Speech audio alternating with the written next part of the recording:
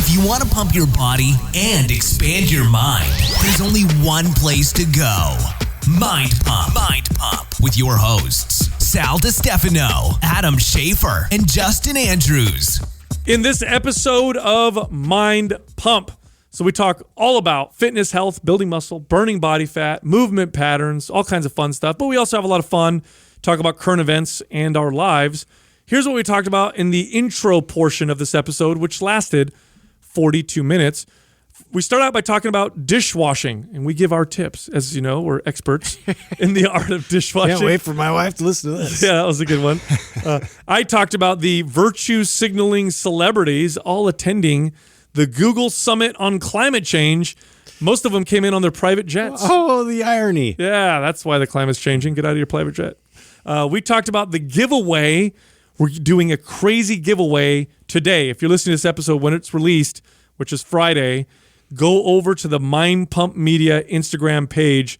We are giving away almost $2,000 worth of prizes. And it's amazing, amazing product. Really cool. Then we talked about Maximus, the prince that was born recently, Adam's little boy, and how Adam used the Juve red light to help prevent jaundice. Apparently that helps that. And we also talked about how Juve has helped Adam grow back some of his hair. My brother, same thing. The skin benefits. Anyway, we are sponsored by Juve. They are the makers of the best red light therapy you can find anywhere. If you go to Juve.com, that's JOOVV.com/Mind Pump, you will get a free MAPS Prime program with the purchase of $500 or more and free shipping. Then we talked about Light Tricks. This is an app that's going crazy. Got another $135 million in funding, worth over $1 billion. Dang. That's insane. Means a lot of people are using it. Crazy. Lots of fakesters out there. We talked about the super plastic toys now that are using social media to build their brand. So this is just natural progression of things, I guess. We talked about how 1 out of every 4 DoorDash drivers admits to testing out your food. So their grubby fingers are in your French fries. Of course they are. And then we talk about mastermind groups and the massive ripoff that they are all over the fitness space and social media space. Then we get into the fitness portion of this episode. The first question, this person wants to know what our opinions are on eating late at night. Do you gain more body fat if you eat late at night? Is it healthier? Is it less healthy? Does it matter at all? Next question, this person wants to know what the best lateral and rotational exercises are. So lateral movements are things that make you move sideways. Rotational movements are the ones that help you rotate your body. So we give our opinions on our favorite exercises for those things. The next question, this person wants to know, look, they're working out their core. Is it important that they also do back extensions to offset the crunches and the sit-ups? And also, how should you breathe when working out your core? And the final question, this person wants to know what we thought about the Supreme Court's ruling that obesity can now be a protected class of disability. So we don't pull any punches there.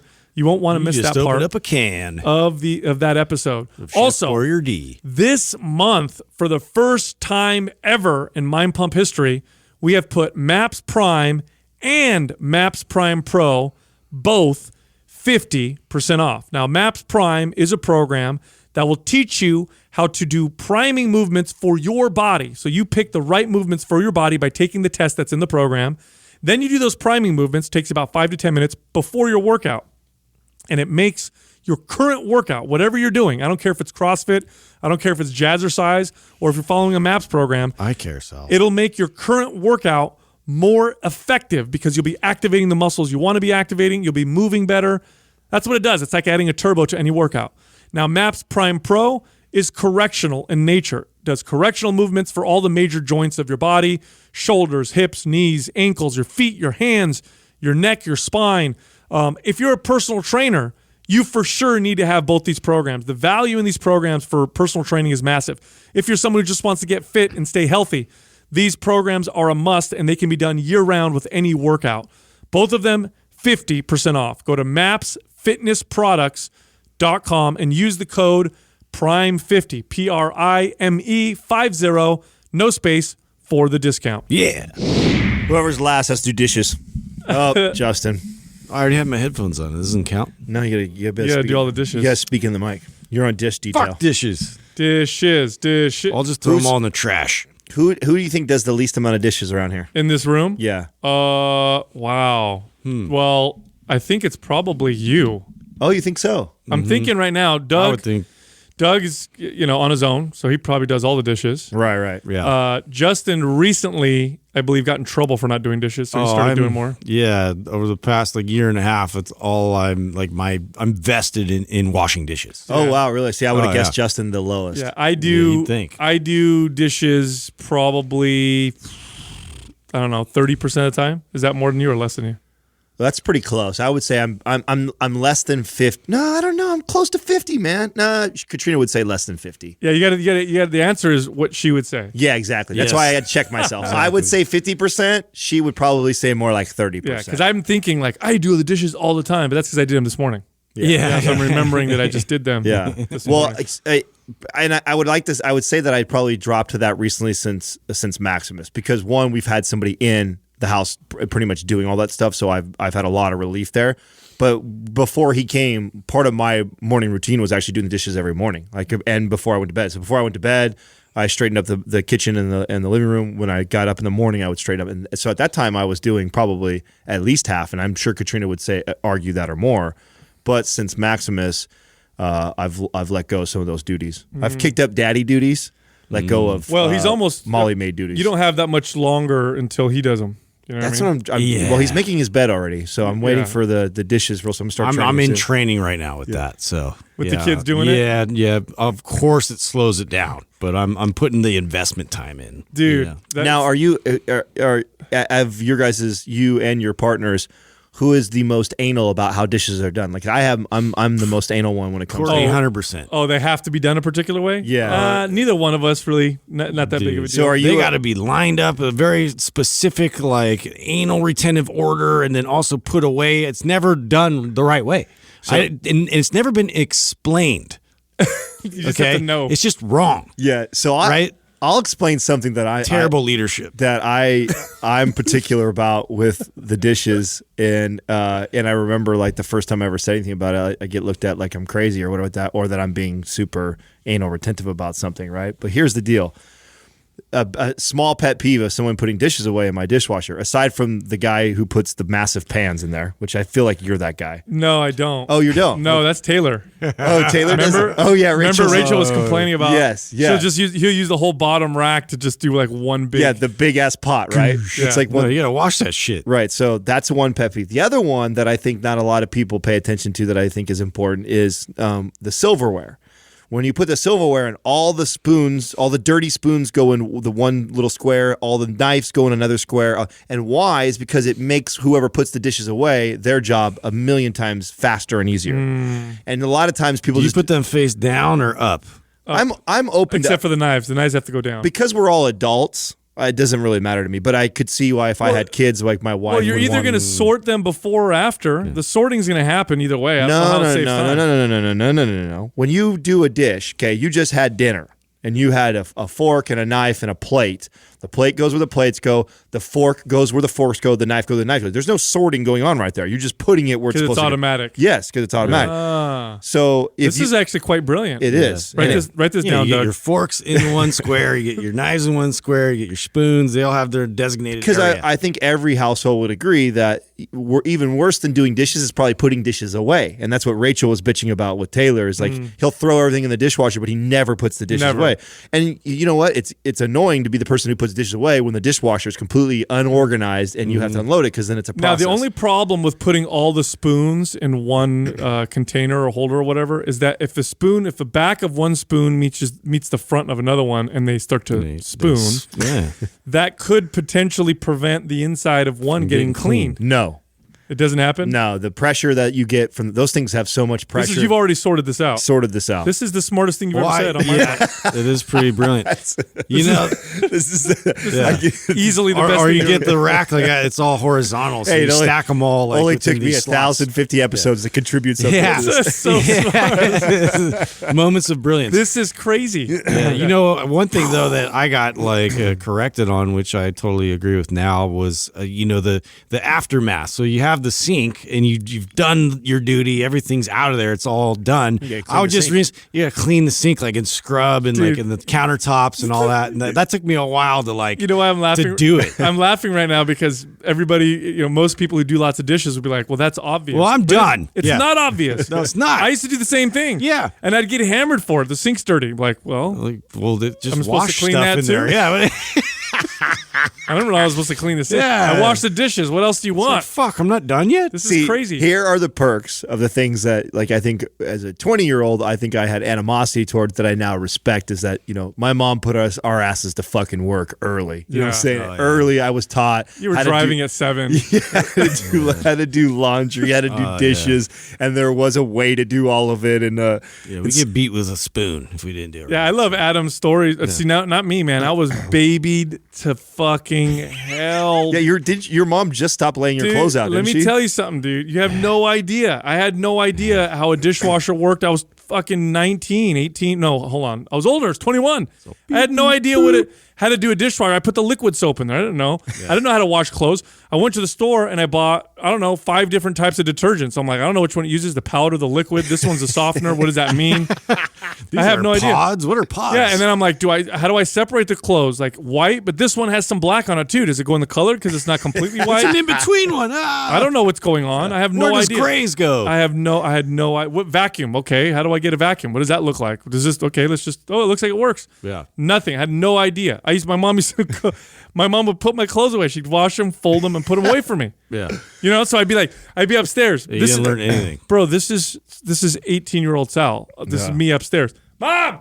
I don't have any socks.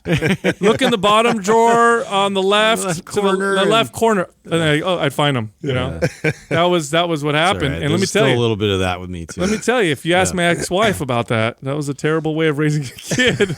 You got to make them do their own things. Yeah, had no idea as much as possible. And this is a cultural thing, I think. I mean, my dad used to, and this changed a little bit as my parents got older. Now your ex grew up this way too, so she probably just fed right into it and kept taking care of you. She does this to my son and my daughter a little bit, and so we have but she's much better about it, I think, because she experienced firsthand what that's like. Having a husband like that. But dude, this is what happened. My dad would get up, and by the way, my father-in-law was like this up until his wife passed away. But my dad, when my mom and dad first got married, my dad would wake up in the morning and he'd take a shower and he'd walk around in his underwear. Because I don't know where the clothes are, and then my mom would get his clothes for him, and he'd tell my mom, "Hey, what am I? Got to get my clothes out. I need to know what to wear." And she'd pull out and he'd go put them on. How silly is that? Yeah, isn't that funny? It's so great. It's so funny. So I was back to Rachel and Taylor. I was laughing when we were traveling, and Taylor and Drew, right? These are Rachel's brothers. The heavy bags come off the belt, whatever. They don't fucking do. Rachel's lifting the heavy shit. They're like, whatever. Then we get on the train. Everybody's running because we're late. We squeeze onto the train. Leave Rachel. I look at Taylor and Drew, and I'm like, "Where's your sister?" Dude, they're like, "I don't know." You're not looking out for your sister. I'm like, "What do you mean you don't know?" We see her squeezing in the other car behind us. Hey guys, like all by herself. Like, you guys are terrible brothers. You're supposed to lift the heavy shit and protect your sister. Right. Gosh, what's wrong with those are you old values, though. Anyway. Well, she's totally the mom in that relationship. You can see my that. God. Yeah, she takes care of them. So bad. Yeah. So much. Yeah, she's the mother of the two of them. So. It's Taylor won't wait in lines. You know that, right? Yeah. We get in line, and then she'll get in line, and then he'll walk away, and she gets mad. Like, he'll never wait in line. Like, it's because you hold the space for him. Right. Yeah. Take it away from him. He'll fight you for a couple months, and he'll get used to it. Yeah. That's like the bags or like the sweatshirts and stuff that like poor Courtney's just like the kids will just like bury her with it like anywhere. It's just here, you're carrying this. You're carrying this. I'm like, no, you're carrying that. Your stuff. I'm always on them about that. I hate that. Oh no, that's Jessica's good about that because I'll tell my kid like, put a jacket on. It's cold. And they'll be like, I don't want a jacket, and I'll be like, wear a jacket. I don't want to wear a jacket. And Jessica's like, one time. Just let them be cold one time and they'll learn. Right. And I'm like, all right. Yeah, they gotta suffer through it. Yeah, man. sure enough, tough it out. We're outside, so we're at some like farmer's market. Yeah, and my daughter's like, can I have your jacket? Blah, blah. I'm like, nah, I brought mine. Makes you appreciate the heat that I bring in the house, right? Except knowing my kids, my daughter especially, she's so hard headed, she wouldn't even admit it. Yeah. Are you okay? Teeth chattering, but why I'm fine. I'm fine. Nothing. I'm fine. Your lips are purple. Are you sure about that? Yeah. I'm okay. Oh, anyway, so you guys know what virtue signaling is, right? Yeah. I've heard the term. So to explain that to the audience, virtue signaling is when you signal to everybody that you're virtuous, when in reality you're not. So it'd be like, there's a homeless person, and I walk over to them and I take a picture of myself, giving them $1. Like doing an Insta story as you're giving them money. Yeah, and really it's because I want people to know like how much I care, or I'm enraged about an issue, like recycling. Like, oh my God, that's terrible when people. And then you go to my house and I never recycle, right? So it's like people who say one thing but then don't do it. The worst people in the world at this are celebrities probably because they're so good at acting. And they're very good at knowing what people like. And so they like to project out how virtuous they are, when the truth is, I'm pretty sure if we examined the average celebrity's life, they're probably the least virtuous people on earth, let's be honest. So anyway, recently there was a Google summit on climate change. This happened in Sicily. So in Sicily, Google hosted this event to bring awareness to climate change. Okay, right. So Leonardo DiCaprio, Obama was there, Katy Perry was there. Did you see that video? Who was the rapper that had the video? It had like Leonardo DiCaprio in it. It was like this like animated big thing about climate change. Oh yeah. Do you remember that? Yeah. I forgot all about that. Anyway, I forgot his name. Orlando Bloom. I mean, you had all kinds of just huge celebrities going to Sicily to just talk about how this is just we need to fix this problem. And I care a lot about it. They all flew there on their private jets. 114 private jets. No way. 114? 114 private jets. And that in itself right comical. there. That in itself, really 114? I'm going to take my own private jet. They probably didn't even think of it at all. Which blasts just way more CO2 than I'll drive in my car next 10 years. In your lifetime. And, wow. People are showing up in their yachts. Yeah. A massive yacht. You know how Huge much fucking gas guzzlers. massive waste. It just Oh my God, that's cracks me up how all these people. Really 100? Is that not? That's not an exaggeration. Yes, 114 private jets are scheduled to arrive. 40 of which have already shown up. And we need to stop people from all these carbon emissions. Yes, how silly is that? I wish people would call them out on that. Yeah. There was other people. There was one guy who showed up on a $200 million euro yacht. Katy Perry and Orlando Bloom showed up on their $400 million yacht. You know what I'm saying? We care so much about all these CO2 emissions. We're here, aren't we? That we're gonna make more CO2 than everybody will on our way to talk about it. You know what I'm saying? Fuck off. You know what I'm saying? Oh my God. Yeah. That's hilarious. Yeah, and we're burning all our trash on board as we speak. You know what I'm saying? Dollars. We burn dollars. They burn cleaner. Oh my God. Did you guys hear what we're doing tomorrow? Irony. No. We get tomorrow's Friday, right, Doug? Yeah, tomorrow's Friday. Oh no, when this airs, will it be? It will be Friday. The day of. Oh, so this is tomorrow. This is Friday. Yeah, so it is. Hey, it's welcome now. Friday. We're in the future. Get your ass over to the Instagram right now, because this has been something in the works for a while. Oh, this is the biggest giveaway. Oh, you're welcome, by the way, because we're getting better and better at these giveaways. I'll tell you what. Dude, this one's huge. Yeah. So am I reading this right, It's a Adam? $1,500 value. Okay, so here's what you can win when you go to our Instagram. So when you go to our Instagram page, as of the airing of the show, you'll have the instructions on how you enter into this contest. But here's what you'll win. If you win, you'll get the Chili Pad Uller sleep system. So this is the one that you can control with the app on your phone, cool or warm your bed. For any size bed. Any size bed, both sides. Which is up to a $1,500 value. Yes, and you're going to get a MAPS Super Bundle on top of it. Oh, I didn't know we were doing that too. Yes, Huh? so a MAPS Super Bundle. Snap. Plus the Uller sleep system with the sleep zone and all that. Oh shit, that's like a $2,000 value then. Yes. Wow. And you're going to get So this. you got your sleep and your training covered. Dude, I like this because we did that one giveaway with PRX. Yeah, that went like gangbusters. Now we're doing this one, and what I like about it is that our partners and the people we work with are seeing the value. I feel like they're like trying to outcompete them too with their offerings. Hey, which let's is see awesome. what you can do, guys. Yeah. Let's see who gives away the best stuff. Yeah. No, You know what I'm saying? That'll be Yeah. exciting. This will be cool, man. Dude, I was going to ask you, Adam, when my firstborn was, when we brought him home, like we had to give him this Billy blanket, they called him. And he was like, Oh, for jaundice? going through this whole thing with jaundice, and he had colic and like all these different things. has Maximus had to experience any of that? Did he actually have jaundice, or were they? He did. Oh, he did. Yeah. Oh, wow. So they were concerned about that with Maximus, and we did do the Billy blanket, but at the is that because he was a little premature? Yeah. So that's what they're, and I mean, jaundice is already fairly common, right? It's Right. I don't know what the number is and how many babies ends up having jaundice or whatever, but it's at an even higher rate when they're preemie. Mm-hmm. So this was like a major concern, and they monitored him, and he did do the Billy blanket while we were at the hospital.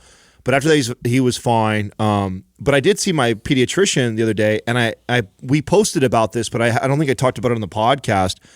One of the things that I was thinking, I was like, okay, like they're getting this light, right? Is what they put on them, and it's like basically they're getting this like a UV kind of light, UV the blanket, yeah. Like, and so I asked my pediatrician, I'm like, would there be any value in me I said, I have a Juve infrared light at my house.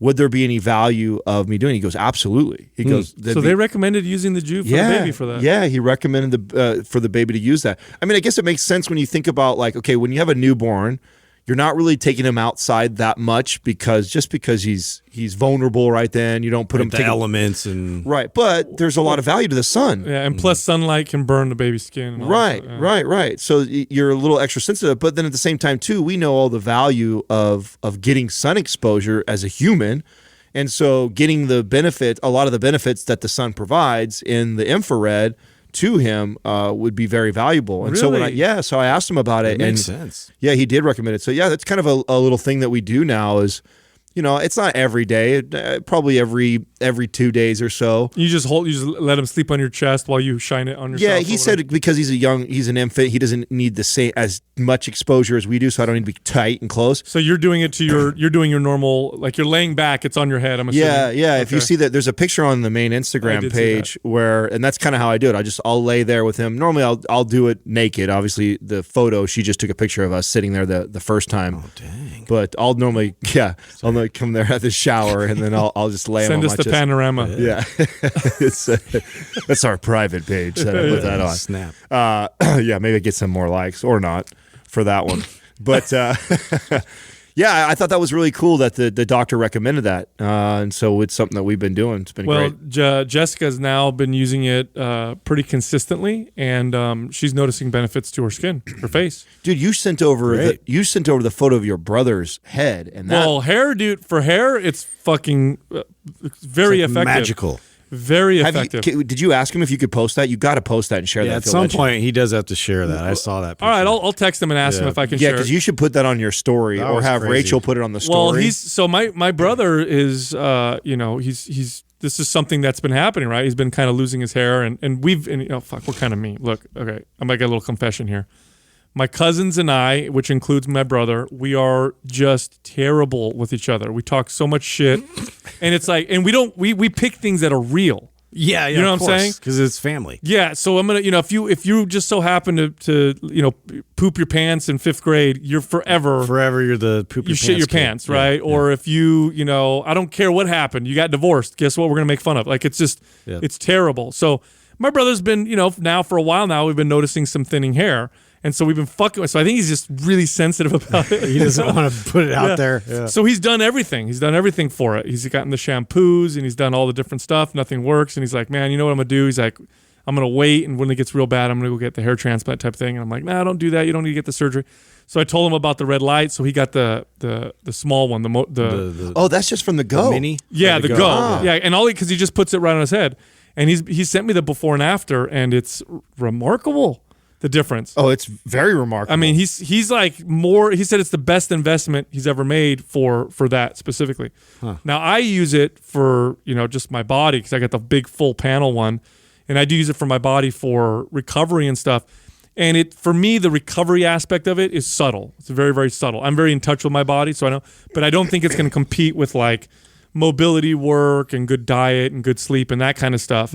But if you got all those things in check, it's another thing you can add to your arsenal. Well, for me, it's been the skin change. Like I think skin and hair has got to be. And the my biggest. sister, it's been skin. Like she's that. Now, what is she? Does she have psoriasis too, or she? No, she just doesn't have.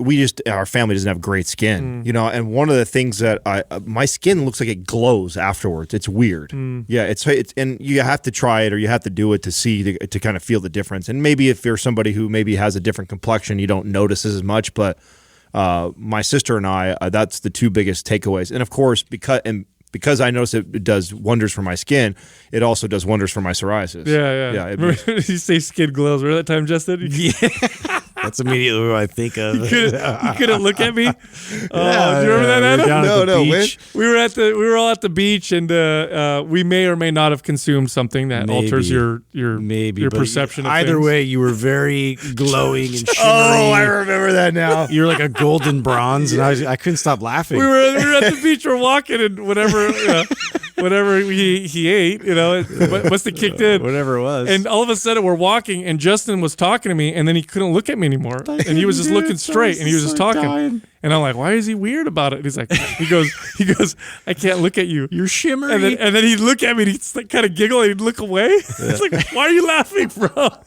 He saw you're golden. He goes, you look. What did I look like? He said, I look like a trophy. You look like a trophy walking around. Hey, look at me. All shiny. But the way he explained it to me at the time, he's like, bro, he goes, your skin is so golden bronze. I'm like, what? You're just like emanating this golden like, what the hell just happened? glow. Yeah. I forgot about that. That was hilarious. Oh, yeah. It's like, I'm the chosen one. You're like walking down the beach. Mind pump untold stories, man. Your skin wasn't golden. Adam. No, not like that, dude. Not like that. Anyway. Hey, well, speaking of skin and things like that, so I'm reading one of my, I don't remember which newsletter I'm reading, and I come across this current app that just got funding, right? And the name of the company, let me look at it. Oh, Lateral. And Lateral is the name of the company that owns the Facetune app. So they just took This is like Photoshop for your face type stuff. Dude, they took on they just raised $135 million. It's valued at $1 billion. It was the number one app in 2017. Wow. It's consistently in the top. $1 billion for an app? Damn. Bro, and now listen, if you look at it, pull it up on your phone if you guys get a chance in the App Store under Facetune. This is something that is, I forget how many millions of users are using this. This is like totally, you can manipulate the size of your nose, your lips a little bit wider, obviously filters on your face, acne. And so you can't really tell if somebody's using it or not. Right. This is bullshit. This is Bunch of fakeness. Yeah, you know what? But what does that tell you that if that many people are using it? Of course. What are you looking at? Do the math. Is that real? Do the math on how many people are on Instagram and how many millions of people are using this app, which means there's like a 1 in 5 chance the person you're fucking looking at, there, Doug just pulled it up right now. Yeah. Look at how it does this. Look at it does right. See, same person you wouldn't. Just getting rid of all those blemishes and that's fucked up, wrinkles. Man. You know what this does to me, and maybe I'm just out of this generation. I'm older. Oh my god, it shrunk her chin. The reason, your nose. You could change your nose. The reason why I would want to do this is because I would always be self-conscious about potentially running into someone in public. Right. Yeah. Like, what if you run into someone in public who's like, oh my god, I follow your page. Have we not already experienced this? Yeah. Remember, there's people are very visible, like influencers we've met in person. I'm like, what? You're like way better on Instagram. What the hell happened? You're a 9 on Instagram. Yeah, and you're like a 6. Yeah, now you're a 6. What just happened? Yeah. No, that's fucked up, man. That you know must what, be though? because of this app. You know what though, dude? It's funny that you brought this up, Adam. I was talking about something similar with Jessica last night. We were talking about how the amount of makeup and stuff that a lot of women put on just to go out in public. And I'm like, it's kind of crazy. I said, I understand it. Yeah. And I said, but if you really think about it, like if you really step outside, imagine if you're an alien, right? And you land on Earth and you're looking at, it's crazy that you put on a mask. Yeah, it is a mask. To go out, right? And we've learned from psychologists that actors and people who change their personality, a common trick that they'll use is they'll change something about themselves, like whether it's put sunglasses on or a hat. And I said, I wonder if that happens a different ego. Yeah, I wonder if that happens to people when they put on this face, if it changes them subtly. Oh, I guarantee it. And we were talking about how strange it is, and then she's like, well, she's like, it's really, humans and especially women have been adorning themselves for a long time. There's evidence that hunter-gatherers from thousands of years ago would put on things, jewelry, or use pigment from plants to make their cheeks look rosy. Romans did it. The Greeks did it. And it's just a modern version of that. And I think that these face apps and all this Photoshop and all that stuff, it's just an extension. Yeah. It's no different than the evolution of it. It's the evolution of it, dude. This is the reality. And the fact that this company's worth $1 billion just goes to show you it is not going away. Well, to kind of tie in, was just interesting you brought this up. There was another thing I read about this other app, or this other actually toy company. So what's it called? Super Plastic is a company that's basically feeding into that whole like artificial, like sort of bringing in characters into Instagram, into like Facebook, into these platforms that basically are their own personas. So it's like they've put a lot of money into the animation of these characters, and it's a toy company. So these are characters. These are characters you could buy as a toy, but they built up a backstory. They built up a persona. They can actually talk media? And speak to people. Yeah. Through like these algorithm AI like sort of technology. And it's supposed to be the next thing. Is that it right there? Yeah. Okay, so it's pretty. Yeah. So they right now they have two characters. There's like this bunny and then this fox kind of character, Janky and Googieman. I don't know what the hell. I feel like you made those up.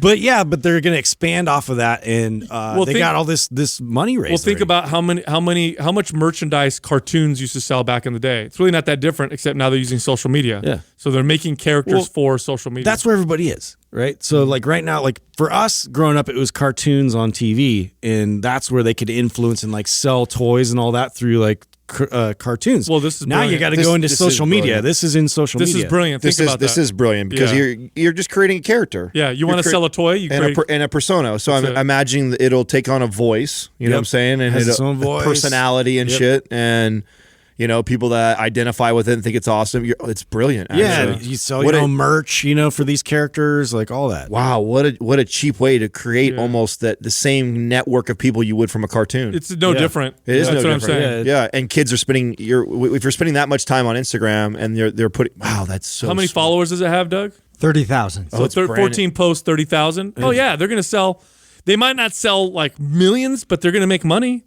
And social media is easier than, so they have graphic designers just basically design graphic designers, animators. So, so they will talk, they will speak and have their own personality and all that kind of shit. Wild. Yeah, that's kind of weird. That makes sense. But look at the Facetune, right? Like you already creating this persona. It's pretty much artificial. Well, if you look at it. But see, here's the thing: it's based on your own self, and this is what you want you to portray. My understanding that I've learned throughout my life, and what I've seen with clients, and if you read, articles on psychology, human psychology, this is pretty true, is that the further away you move from your authentic self, the more stress and pain you can cause yourself. So think about it this way. This is brilliant. Yeah, think about it this way: if you tell a lie.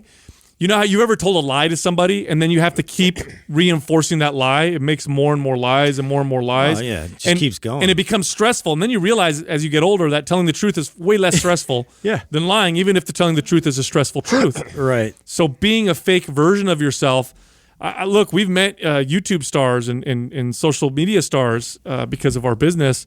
And you can tell they're fucking tormented. Just constantly like paranoid with, being exposed for something that's like inconsistent. Right, and trying to live up to this character that you created. You can never be yourself. I would love, man, Justin, this is cool. Smart, right? I would love to make a Mad Mike version of this, and it represents our like alter ego. So the stuff that we won't say on the show. So you can say crazier shit than we even would say? All the inappropriate, like an inappropriate character. Very like South Park-esque, right? Wow. We need an animator, dude. If you're an animator out there, let's make that happen. Well, now that you put it out there, everybody will know it's us. Yeah. I want people not to know it's not. No, let them know it's us. It gives whatever. It will hire somebody to handle all of it, but we would want it to shape and mold to be the alter ego. Yeah, just the cynical, sarcastic asshole. Yes, the stuff that we can't be like. Or we just kind of well, we kind of are that. Yeah. It's funny. A little bit. When people meet me in person, they get the super authentic. It's basically an extension of how we are on the show. It's just I mean, we're pretty much who we are. Yeah, it's funny. My clients, who was it? I ran into a couple old clients that I haven't trained for a long time. We were in Campbell and we were walking, and I see him like, oh my God, I haven't seen you guys for a long time. And my client's like, dude, he goes, I listened to your show, on and off. And he goes, it cracks me up because it sounds like the conversations we used to have working out. He's like, and now he's like, you got paid for them before? You're just making more money for it now. I know, like, I'm sure. He's like, you took out the training part. You just do the talking part.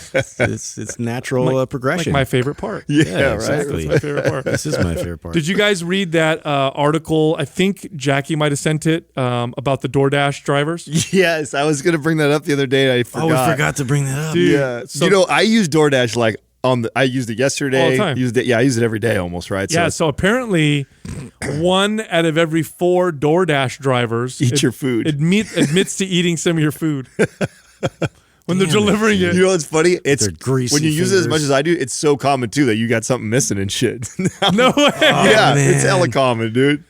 I'm really looking for bites out of things. It's it is part of the gamble of like ordering online like that and having a middle person. It's just like the telephone game. Like there's something like meant like last night I got sushi and I ordered fucking 12 pieces of sashimi, but then I got the fucking variety plate of like all the different types, and I'm like, that's not what I fucking wanted. I wanted the all salmon one. I know I clicked that, but it's like, somewhere there's a disconnect, and and whether it's user error on my part or them to the DoorDash person or whatever, but it seems to be that there's more mishaps, and one of the mishaps is there tends to be stuff that is missing on the order. I believe it. I worked in the restaurant industry for a long time, and Disgusting. I've seen some shit. And what's the gross part for me was always I knew at least 1 or 2 waiters that would like come by and like they're cleaning off like. They're eating people's leftover shit that they left on the yes, dude. This happened quite often. Like it wasn't just like a random thing. Like some like guy had a gross idea. Oh yeah, he's just eating leftover like buffalo wings or like he would just go in the back and eat off the plate. Oh my god! And I'm like, dude, you're disgusting. Think about that. If you were a waiter and money was tight, dude, you could probably get brilliant. Actually, it's a way to save money. Yeah, it's brilliant. Yeah, you could save a lot of money. And I just was a little bit shocked. Yeah. Like, 8-hour shift. 8-hour shift is like 3 meals. You know what I'm saying? Yeah. Well, the DoorDash one cracks me up because imagine you're a driver, and half these guys, I do DoorDash too, and sometimes I see them like you look like a stoner. Yeah. They show up a little bit half baked, right? They show up. Oh, it's a great job. So yeah, you imagine you pick up somebody's like French fries and burger or whatever. Like they're not gonna know if I grab. Yeah, I'm gonna grab 7 French fries. Nobody's gonna fucking know. Yeah. You know what I'm saying? Yeah. They're not taking a 4 bite. pieces of bacon. That's excessive. Yeah, they're not taking a bite out of your burger. Yeah. But they're gonna grab some of the fries or like an extra nugget or whatever. That's I guarantee it. That's disgusting. What's funny is actually you see a pretty wide variety of different people that actually pull up to my house. Like I actually had this guy the other day, like dressed hella sharp, driving a fucking brand new Lexus, who dropped off my DoorDash, and I just thought that was weird. I was just like, really, bro? Like this is like in between things or something, or what? I don't get it. Like so. There's a lot of people that pick that. Same thing with the Uber. It's a side hustle, maybe. Yeah, a lot of people do that now. It's kind of the new thing to be Uber, Lyft, DoorDash. You do kind of all of it. Well, if I was, and if you're just if you're smart, my buddy does this because this is not a full-time gig for him either. And it's like he knows when he's heading to go downtown and he's got errands he's got to run there. He's just like he just turns on the Uber thing. You might as well. Are you kidding me? For me, commuting all the time over 17 and like back and forth and all. If I was like younger and like cared, like I would be Ubering people with me over and getting paid, right? Making it more worth my while. If I was a single bachelor, and I worked hard, and then I had time free on my hands, I'd be like, why not? Sounds like fun. Go do a couple things. I love there's options now. Yeah, and I'm sure it gets entertaining, especially if you do the freaking late night, out of the club type of thing. I'm pretty sure you get some entertaining shit going on. Yeah, you hear stories for sure. You know what I'm saying? Drivers. You can't really care about your car though if you're doing that. No. Yeah, someone's bound to throw up in you your imagine? shit. Oh, but they have things too that you actually get. They can just fine you, and they have the power to do that for the puke. Yeah. Ugh. And I remember one of my buddies puked in an Uber not that long ago. Did he really? Yeah. A couple of years ago. Oh, it's terrible. Yeah, and I think we got nailed like $150 or whatever as a cleaning fee. Like you sign that when you like sign up for that makes sense. Yeah. Well, something else I wanted to bring up because I think we need to talk about this a little bit again. These mastermind groups, these social media mastermind groups, they need to stop. They need to go away. I feel like the backlash is coming though. Don't you guys think it's a big bubble ready to pop? Yeah, I haven't been seeing a lot of posts about them lately. I mean, I know they still exist, and it's a big like money machine for some of these influencers. Oh, you don't see? I see more of them, bro. Do you? Yeah, that's why I feel like it's the bubble's inflating. Maybe I unfollowed all those people. I want to, I want to agree with you But I don't know, man. I think it's been around forever. It's just that we see it so much because of social media.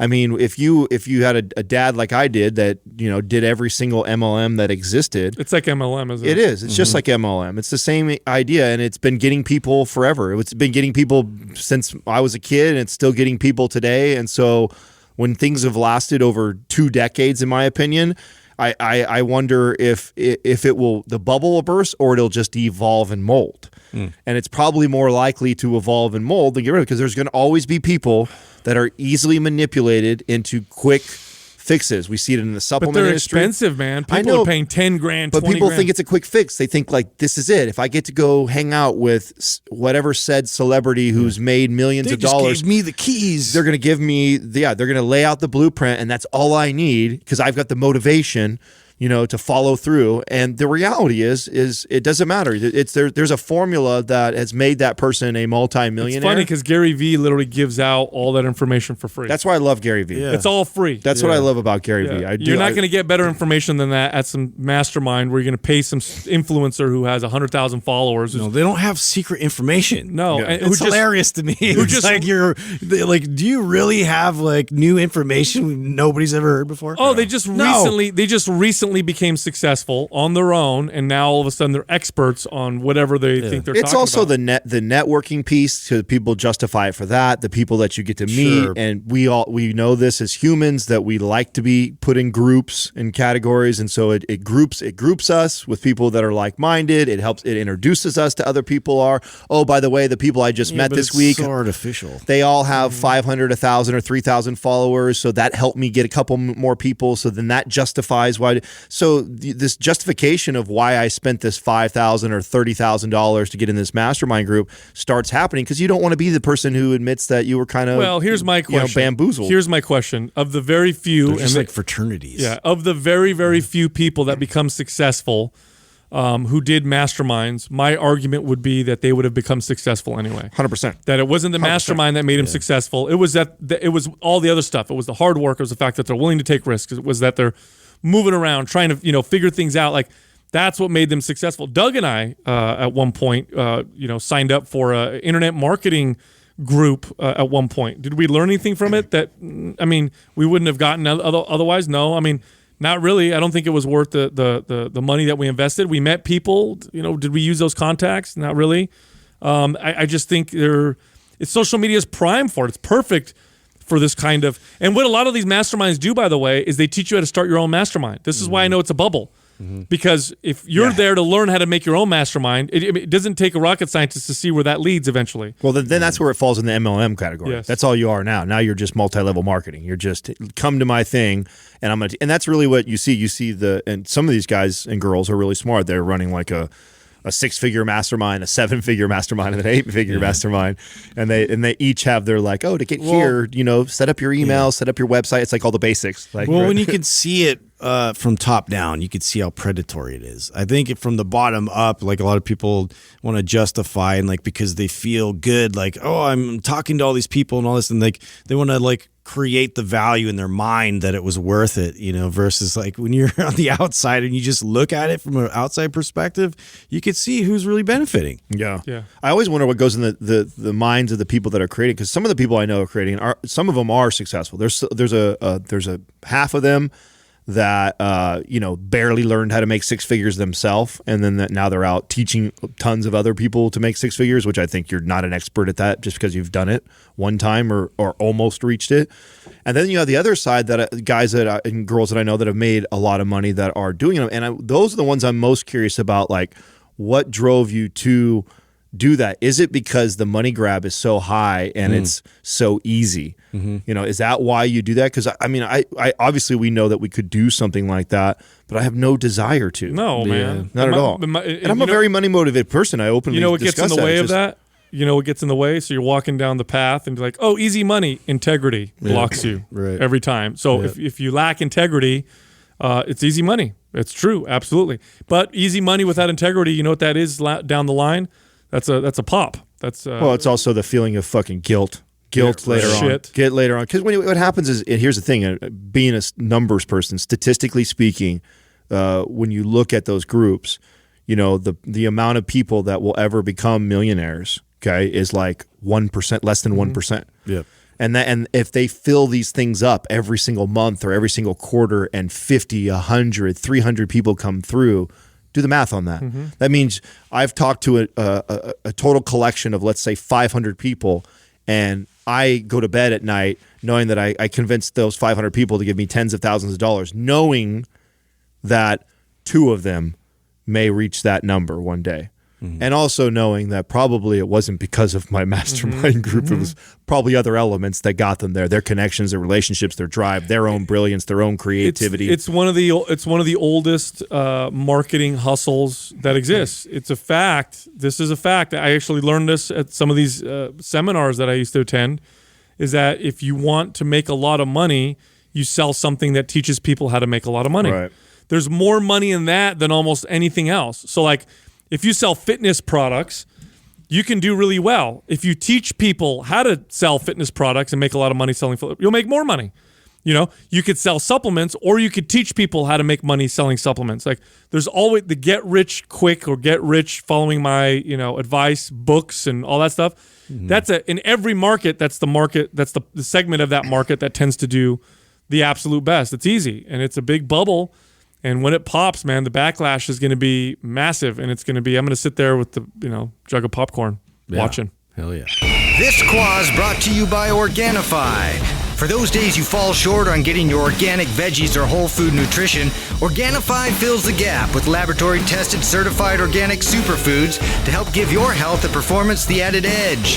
Try Organifi totally risk-free for 60 days by going to Organifi.com. That's Organifi.com. And use the coupon code MINDPUMP for 20% off at checkout. First question is from L. Johnston. Thoughts on eating late at night in terms of weight gain? Should you avoid eating after a certain time before you sleep, especially if you work out in the morning?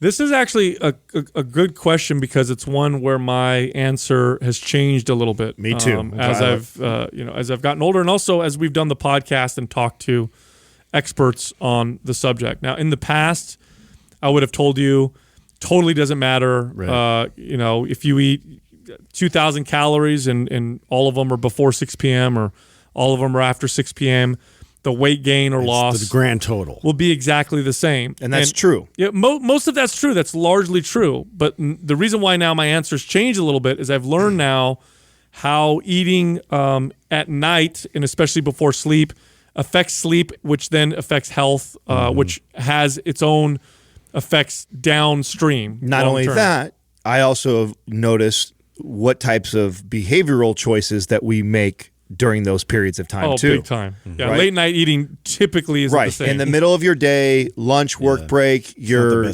full on work mode. You're thinking, you're clear, you're up, you're going. Easy to stop and make a good healthy choice, or eat or take out your lunch that you already packed for yourself. 8 o'clock at night, binge watching your favorite Netflix shows or whatever like that. Tell you what, a little bit harder to get up and make the chicken salad or whatever like that. So, yes, all the science supports that eating late doesn't matter what time as long as the total calories are the same, and that is true. But this is another area too where I've changed the way I advise clients, and I always start it with, yes, you could eat after 9 p.m. and it's not about the time so much, but this is what I have found with clients that tend to eat past these hours is these types of choices happen. You're right. And then also it could also affect potentially sleep, to your point, Sal. And so for me, it's like, and it's funny because this used to be an old thing that we used to mock as trainers, as an old like saying of, oh, don't eat. That was actually part of my selling pitch. I used to actually talk shit about this statement of don't eat past 6 o'clock or not, whatever the fucking thing was. But it is actually a good old wise piece of advice for the average person. And of course, all of us hardcore science guys later on came on and tore it apart and then totally tried to debunk it. And then what we ended up really doing, did we help more people by debunking that? I don't know. I think that we probably broke people that had that as a good habit for a long time. This has changed for me because I've been so concerned with my own digestive habits and like really like trying to help enhance that because going through with like heartburn and like all these different things I've battled and just sleeping, and obviously, like you mentioned, it gets affected by the timing of when I eat, especially with my digestive process. So I'm trying my best to eat within, like, not too late at night, 7, at the latest, because I just have found my body is it's just better as a result of that. Well, what a great fucking point. I didn't even think about that either. And that's another incredible point. If somebody has any sort of digestive issues, something that is a new habit that I picked up in the last 5 years is just making a point to go for a walk after I have a meal, because that encourages the digestive process. You're standing up, gravity's coming down, you're moving, you're Plus burning. the muscles that affect your gait, move around, massaging, your intestines and moving food helping through. the whole process, This is right? Gravity does the. And man, I tell you what, I can feel the difference. I can feel the difference. Oh, it's necessary for me now. Yeah, and so. If you're somebody who is eating past 9 p.m., what's the likelihood you're going to, get up off the couch in the middle of Stranger Things and go for your half hour walk? You're going to eat and go to sleep. Exactly. This is why study after study after study has correlated eating late with higher BMI and worse health. So this is why there's a debate over this, because you have on one hand, you have scientists who say, no, calories in versus calories out, and we do these controlled studies where everybody's eating exactly the same, and it doesn't make a difference. And then there's other people who are like, well, what about all these studies that show when people eat late at night, they're fatter and less healthy? And the reason why you see that discrepancy is because and I hate it, this is something that we need to do as fitness professionals. We need to stop separating the science from the behaviors. Mm-hmm. We need to stop separating the science from the experience. Because you can't. We're dealing with humans here. And when we're dealing with humans, eating late at night is typically characterized by worse eating decisions and less activity. It tends to be more binge eating. Mm-hmm. When people eat within a restricted time window, they tend to make better food choices. And that can account for probably the vast majority of the health benefits we see in studies where people don't eat late at night. But there is some science now. There is some other stuff, though, that shows that there may be just some, forget the behavior stuff, there's actually some physiological benefits to not eating late at night. And this has to do more with your circadian rhythm. Now, we know that if you're in a bright room and you try to go to sleep and the lights are on, it's going to be very hard to fall asleep. It's because your brain is being sent a signal that it's still sunlight, that there's still sun up, it's still daylight or whatever. We know that being exposed to lots of electrical light right before you go to bed reduces or increases the time it takes you to fall asleep and reduces the deep sleep. And again, this is because your brain isn't prepared to shut off because you just shut the lights off. Well, the same thing is true with food. Your internal organs also send a signal to your body that tell it whether or not the sun is out or not. So you have a circadian rhythm in your organs. So if you're in your house, you're watching TV, so you've already got those lights on, and you're eating food on top of it, it's going to significantly affect your sleep in the negative. Now, what does that effect have on you long term? Well, if your sleep isn't great quality, you might not notice it after one night or 3 nights or 5 nights, or maybe not even after a few months. And then you may even get used to the fact that your sleep isn't as good as it should be. But if you compare that to the person you could be, where you eat, before 6 or 7, before the sun goes down, you get to bed like you're supposed to, you sleep, whatever. Will that person probably be leaner, healthier, have a little bit more muscle? Probably. They probably will. So it's just a good practice in my experience. It's a good practice to not eat too late because it works better with your behaviors, and it also positively affects your sleep. So now I'm at the point now where I eat, my last meal now is typically 6 or 7 p.m. and that's it. That's the last time I eat, and I don't eat anymore. And I notice some benefit. I notice I feel better. And of course, to Adam's point, when I eat past that, it's usually not healthy food. It's usually not stuff that's good for me. It's usually something that's snacky like shit. Totally. All right. Next question is from Steve Kellerman. What are your favorite lateral and rotational exercises, and what are the benefits? You know what? If you look at the way we move in modern times, I would say lateral and rotational exercises are probably among some of the most important outside of the foundational fundamental movements because we just don't do them. I mean, I can't think of every day, you wake up, you make breakfast, get in the car, drop the kids off, go to work, sit down at work, come home, all that stuff. Like how how often are we doing lateral movements and how often are we doing lots of rotation?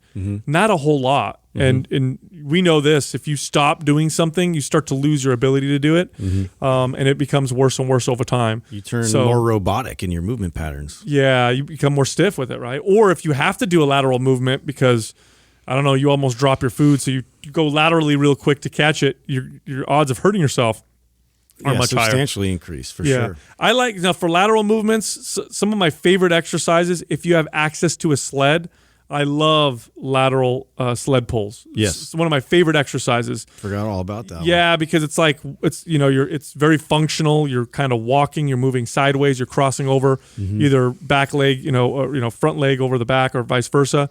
I get great resistance with it. I can watch each step and see how far I'm stepping. That's one of my favorite lateral movements. Well, it's funny that the lateral tube band has really taken off like it has because of the booty bands and all that stuff. I was doing that way before it was a thing, just to establish that movement pattern within my training constantly. But yeah, I would do like lateral sled drags. I would do, and this is where I know everybody loves me for this, but the Lunge Matrix was intentional because. This is a mass performance. It's addressing the fact that you're not thinking about like all the different facets of movements and the different planes, and it's important that we consider those because of real world activities and because of things within not just athletics but just everyday things where you're reaching, you're turning, you're twisting, you're pulling. From different positions, and your body needs to recognize these different positions. Now, the Lunge Matrix, for those of you who don't know what that is, that's literally you step forward to a front step lunge, you come back to normal, side step to a lateral lunge, step back to normal, then do a back step lunge, then step back to normal, and repeat. So it's three directions of lunges. You're rotating in that back lunge. Yes, great exercise. And laterally, the lateral lunge is really good, or a Cossack squat would be Cossack's one of my favorite lateral moves, too. I love a tube walk as a regression to like an ice skater. I like ice skaters for this. Ice skaters are great. But not everybody can handle that. And I teach a regression of the ice skater too, where it's more of you just stepping, side to side versus you lunge jumping, from side to side, because obviously a full-on ice skater where you're hopping from side to side could be really a challenge. But within right there, I think you can get all the lateral strength and stability that your body will ever ask of you in a normal day's life, right? So I don't think that's why I like it so much. Like it really protects that person because of the stabilization part, the little bit of explosiveness that's in it. So if you can go from tube walking to progressing to doing like stepping over ice skaters to then explosively doing ice skaters, man, that person is pretty well protected laterally. Yeah, if you want to reduce it down to very simple exercises that are not that foreign, like a step up, for instance, and taking that into a different plane is pretty easy. Side step to or do whatever. A side step or just face away from the step and then just rotate and then step up towards it to add a little bit of rotation in there. But also like shoulder pressing is where I like to incorporate a lot of rotational elements to it too, and that spiral line type of a press, which a kettlebell might be more conducive towards that because of the loading, but you could easily do it just like the Arnold press is great for adding rotational movement there that the shoulder needs. The shoulder needs that rotational stability for it to have long-term health. Well, that's why I like your windmill. That's so my much. favorite. Windmill's beautiful. I mean, because the windmill, I feel like you get that kind of rotational and shoulder stability, and you get that in the trunk, dude. And you're adding a hip hinge in there. So, like, my favorite. It's the triple threat for me for a rotational movement. I think that, and I think 100%. the first time I really started doing that was not that long ago. Was when we met and started working out with Justin, and that was an exercise that you brought to the table that I just never cared to practice. I didn't see as much value in it before, and it seemed silly and old. But then when you start doing it and you really unpack it and you go, oh, fuck, this is such a great movement. I get the rotational benefit I get from it is all the way up the spine. Because when you watch a windmill, you think, oh, it's just the lumbar spine. But when you do full arm extended, there's a lot of thoracic involvement, and a lot of shoulder stability. Yeah, shoulder, thoracic, hip, everything is involved in that thing. Yeah. Core. Generally, most men are terrible thoracic rotation. I wish I was better acquainted with that movement as I am today, because I think I could have helped a lot of clients in the past. That would have become like, I could think of so many clients I trained where I would have just like worked at getting good at that. Like I would have taught that movement to my client. I would have broke down where they're deficient in it, and then a good goal of ours would be to get good at that and build strength in that. That's why you all agreed to put it in Prime. Oh God, it's such a staple, such a good movement. It's one of our compass tests. Yeah. It's one of the tests that we put in our Prime program to teach you how to, or to tell you what priming movements you should do. It's by far one of my favorite exercises. It actually made my deadlift feel more solid because of the way that it stretches the QL and lets it lengthen and move through kind of a different range of motion. There's also lateral carries that you can do. So, I talk about farmer walks and how much I love farmer walks. You can modify those and walk sideways. You really can. You could take a kettlebell or a dumbbell and rack it up at the top and just walk sideways, and either walk with feet meeting each other, or you could do crossover, where you cross the right over, where you karaoke. And what these are, are you working specific muscles? Are you developing, muscles of your body like a bodybuilder? I mean, the lateral tube walking stuff might be good to help you activate your glute, but you're not really doing.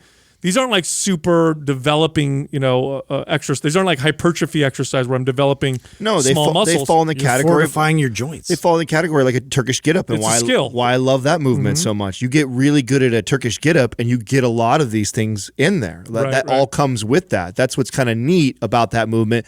Yeah, you're not going to get on stage and compete by doing just Turkish get-ups or anything. But I tell you what, if all you did was Turkish get-ups, you would probably be an overall pretty safe and strong human being. That's what's dope about that movement. if your knees bother you, or if you tend to hurt your knee, if your ankles, if you're one of those persons that just tends to roll your ankles, and I've known a lot of people like this where they'll say, "Oh yeah, I roll my left ankle," and I say, "Do you ever roll your right ankle?" No, it's always my left. I always roll my. That's a lateral. Typically, it's a lateral stability issue. There's a breakdown somewhere, and your ankle just happens to be the weakest link, and it folds, and then you twist your ankle. So these things are very, very important. So windmill, lateral walking, tube walking. I like cable chops are great. That's a great, easy rotational exercise for most people. That's one where, it doesn't require a ton of skill to get into. It's literally grab a cable, and there's two ways you could do it, either with your feet planted and you rotate so you can get that rotation in the lumbar spine, or you can rotate with your feet and make it this full body kind of rotation Pivot exercise. with it, right. And that's a great exercise to do on core day. So you want to work out your core and you want to hit your obliques. You're going to get a lot of oblique activation there. So those cable chops, and those you can change the angles. You can chop down, you can chop up, or you can go straight across the side. I do that probably at least once a week. I'll do something like that. I do those in the landmine rotations quite frequently. Yeah. The other one too, here's an easy one. A one-arm dumbbell row with more of a rotation. And don't use a bench for support. So you're just kind of bending over with a split stance. You do the dumbbell row, but then when you come up to the top, you add more of a rotation at the top. Now you've got, a rotational element to a great back exercise. And if you go light and you focus on the squeezing of the muscles of the back, it's actually a great hypertrophy exercise too. And so, the opposite of the way you just explained on how to do that is a great anti-rotational movement. That's why it's another cool thing to do. This is what we always see too with camps, right? If someone's seen someone doing a dumbbell row and someone try and pick it apart, that's the way to do it. Right. Yeah. When there's actually benefits to doing it two different ways. There is a benefit to doing a dumbbell row where I fully extend, come all the way in, add a little bit of rotation to it, like Sal is saying. And then there's another benefit to being in extremely strict form and not allowing any sort of rotation or movement in the back, because then it becomes an anti-rotational exercise, which there's lots of value of training anti-rotational for the spine, because now you're supporting it that way. So there's that's the truth about that exercise. Is it's funny because I see that too as these divided people on how to do a dumbbell row and who's right and who's wrong and which is better. It's like, well, they both carry a lot of value, and honestly, it's about control. Yeah, exactly. You should be controlled enough to be able to do both ways. Next question is from Danae Jor. When developing the core, how much importance is attributed to doing back extensions?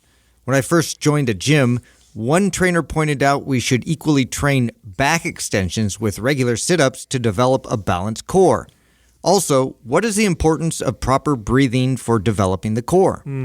Okay, so the first part, this is true for any movement of the body. You want to strengthen opposing sides. The antagonist. That's going to give you balance. If all I ever do is bench press and I never do any rows, I'm going to mold and shape my body to where my shoulders are going to come forward. I'm going to have this pec heavy kind of position. Same thing if I just work my back and never work my chest. So I can see the logic here when it comes to working the core. Although it's generic logic, though. Very. To say that you have to do back extensions to counter the just sit-ups because it looks like it's just the opposite movement. I would argue being great at deadlifting would handle this. Yeah, you'd be fine. Yeah. Your deadlifting, your single leg toe touches, your good mornings. Hip hinging in general. Yeah. But back extensions are fine too. And now here's the thing, is it going to make your core more developed? Maybe because you have better movement, not directly, but it's just a good rule of thumb. You want balance. You can't just train one movement and not and allow the opposing movement to just deteriorate. The reason for that is because in every movement there always is that. We're never isolating something. You're always working at least two muscles, right, on the way down. So the risk of injury when you're really strong on one side and the other becomes greater. This is what we see in athletes a lot, like when a baseball player runs to first base and blows out his hamstring, or you see the wide receiver blow out his hamstring. Why is it the hamstring all the time? Why don't they blow quads out? Now, it happens, but it's very rare you hear an athlete blowing the quad out. And part of that reason is they're overdeveloped in the quads. They're so anterior driven. They're so strong in the front that the back can't keep up. So then they're propelling it as hard as they can. They're exploding fast. Quad can handle it because it's strong. But now they have to slow down, and that's where the hamstring kicks in. And so the same thing would go with why it's important for you to build a strong back, because you might do something for your abs or your core that your abs or your front, your interior is strong enough to handle, but then the low back is not. And that's why I say something like, if you're good at deadlifting and you're strong at deadlifting, you are building enough of that posterior chain to support however strong those abs are getting. So now, as far as breathing is concerned, breathing is important when developing any muscle for a variety of different reasons. Your breathing will send a signal to your body either to relax or to become more amped up. This is the reason why, like, if you get a deep tissue massage and it hurts, you want to breathe through it. You don't want your body to tense up even more. You don't want to hold your breath because that'll send a signal to tense up. But especially when it comes to the core, if you think about the muscles of your core, right, your abs, your obliques, and all the internal muscles, underneath them and deeper is your gut, our digestive organs. If those are inflamed, and I'm just using this to illustrate this example, if those are inflamed and they're pushing all the muscles out, the muscles that surround them can't fully contract, okay? Because they are contracting over something that's pushing them out. They can't fully shrink down and create the smallest distance between whatever points that it's trying to bring together. So it's important when you do your ab exercises to really get full benefit to breathe out when you're crunching and pulling the abs. Allow the abs to do their full contraction and squeeze. Try breathing out as you come up and do a crunch, and you'll find how weird that feels. Or try to distend your stomach and trying to do a full squeeze. It's very difficult. Your abs and the muscles underneath don't get that full contraction. So I do think it's important. I think it's important that you breathe out when you're on the squeeze and breathe in on the extension. And that's generally true for most exercises. If I'm doing a barbell squat, I'm breathing out on the exertion, breathing in on the way down. Or if I'm going heavy, I'm actually breathing in, holding and bracing, and then breathing out on the way up and then taking my breath at the very top. But here's the thing with breathing. I used to tell this to clients all the time. Just breathe naturally. Yeah, naturally. Because I think breathing is like blinking your eyes. Like right now, if you're listening to the podcast and I say to you, you're now blinking manually, I'm going to fuck with your head for the next 30 seconds. Now you're going to, every time you're messing with me. Yeah, you're already thinking about it, right? So sometimes it's better not to think about it. It's like, just breathe naturally and do your thing. That was usually my go-to answer, because when we started to go down that path of like, okay, you're going to breathe in this part of the rep and then breathe out on that, the focus became too hyper-focused and it would get slightly off, and then the lightheadedness and the dizziness and all that kind of stuff would happen as a result. And it's like, okay, you got to work with the patterns that you're naturally sort of producing already. So. Yep, absolutely. So what about, Adam, when you had clients, did you ever have to like tell people to breathe? Sometimes that would happen to me. Yeah, no, I have some where people, they hold it? They hold it in. Yeah, that's the most common. And honestly, like, because of all to that point, like I would just tell my clients, the most important thing is that you breathe. Right. Like it's like we could, because this used to be a popular question. Like, well, what's the proper way to breathe for this? Well, as we mess with tempos and everything like that, it's going to be hard to try and mimic this. Oh, breathe in on the negative, breathe out when you're on the positive. Like that's not going to be good either, because you're going to be doing this. I might have you do an 8-second negative one time. Like, did you have a cue for like a tense breathing? I used to say breathe through your teeth. I don't know, like if that would make sense to you, but yeah, I'd be like, because there'd be people that would like a full breath, and I'm like, no, you're losing tension there in your core. I used to tell people to breathe out the back of their throat, so it's like, and in yoga, there's a name for it. There's a way that they teach you how to breathe in yoga, and there's a term for it. I forgot what it was, but that's what they're teaching. Martial arts, by the way. If you ever, you go to like a karate school, for example, and you hear them do a ki-ai, when they throw a punch, and they'll teach you. They'll teach you, say it loud, scream it out. Right. And if you don't do martial arts, you have no idea. Like, what are they just making a show or whatever? Or if you ever hear a boxer, in the ring when they're shadow boxing, and every time they throw a jab, okay, lots of S's. All it is it's braced breathing out. And so when you do a martial art and they teach you to they're teaching you to breathe out while bracing, and it generates more power. It does. Same reason why because if you throw a punch while holding your breath, you're not going to generate as much power. Well, what's really common, and everyone who's listening right now could practice this if you don't know if you're one of these people, but most people, when they tense their abs, they hold their breath. Mm-hmm. And so the easiest cue that I used to teach people, and that was when we do a basic drawn maneuver, and I'm teaching them how to activate your transverse abdominus, and that would just be breathe in and try and tighten the abs, but also be able to talk. Like right now I'm doing it. Right now I just tightened up my core. I'm completely activated, but I can still hold a conversation and still breathe. If you are holding your breath to tense up your core and abs, you're doing it incorrectly. So I would have them just stand up and practice that of like, okay, tense your core, but talk to me. Mm-hmm. And if you can do that, punch them in the that stomach. kind of gets that connection. They kind of understand the difference between holding your breath and bracing versus activating your core and still being able to communicate and breathe. Next question is from CJE Health. Thoughts on the Obesity as a Disability article? I didn't see this. So what happened was there was a guy that went to get, I'm going to look up the article right now just so I don't screw this up. There was a guy that went to get a job at this employer, and the employer had him, they said, you're hired, but first you got to go do this medical test or whatever in order to do this. So he goes over there, gets the test, comes back. Do we know what kind of job this is? Does that matter? No, doesn't matter. No, I don't think it matters. So he goes, gets the test, comes back, and they find that his BMI is really high. So real high BMI, and they said, we're not going to hire you, probably because he's going to be too expensive to insure and whatnot. Yeah. So this guy takes him to court and says that he was being discriminated because he's because of his weight, because he's morbidly obese, and it went all the way up to the Supreme Court, and the Supreme Court actually upheld it and said that that obesity is a protected class of disability, so you can't discriminate against someone because they're obese and not hire them.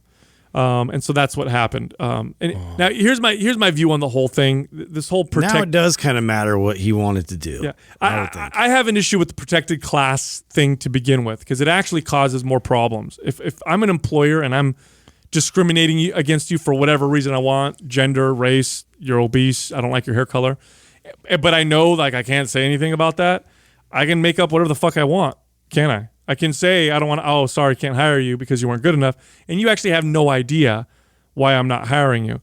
So I don't think it really necessarily protects anyone. The other thing, too, is now that it's kind of it's considered a disability, it opens up the possibility for people to get like disability benefits and stuff because of their obesity.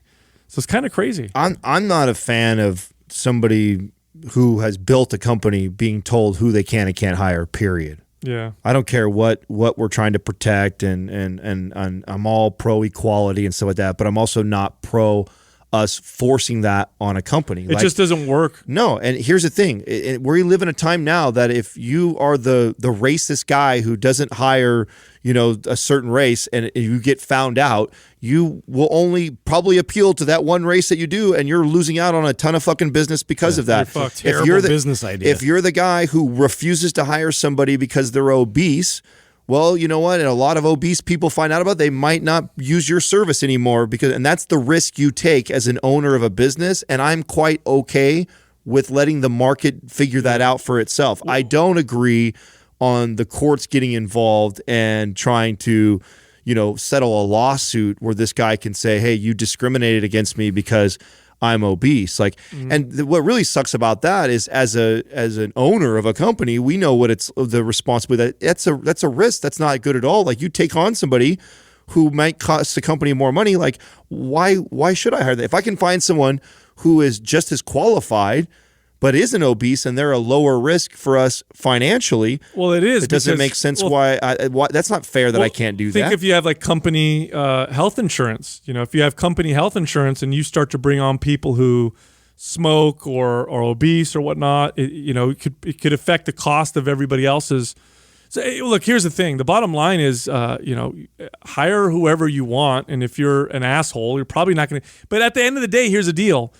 Most companies, the vast majority of companies, especially ones that want to be successful, you know what the only thing they care about is really? Money. Yeah, they care about the profit and if they succeed, and that's really the only color they give a shit about. But this whole thing about it being a disability, I think more and more we're going to classify more and more things as disabilities as we go down the list.